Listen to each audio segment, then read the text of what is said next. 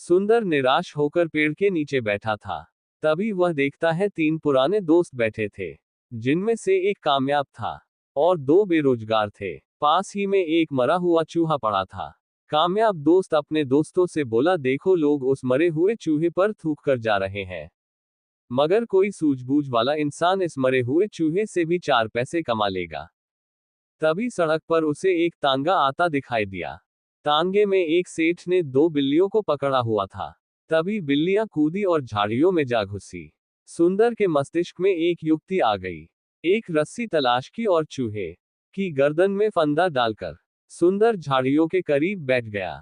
मोटे चूहे को देखकर बिल्लियां दुम हिलाती हुई बाहर आई। सुंदर ने उन्हें सेठ की गोद में दे दिया। सेठ जी ने सुंदर को पढ़ा लिखा और बुद्धिमान होने के कारण अपना खजांची नियुक्त कर लिया। सुंदर बुद्धि का चमत्कार देख खुश था।